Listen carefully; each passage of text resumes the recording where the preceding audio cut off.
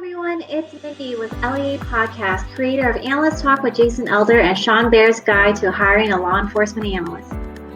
I wanted to take this moment to thank all of our listeners for your support and for those that have taken our feedback survey thus far.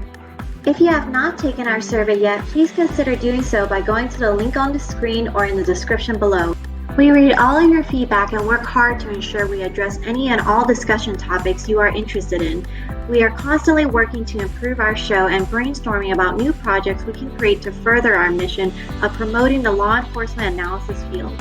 One of these projects is what you're seeing here now, introducing LEA Podcast Quick Takes.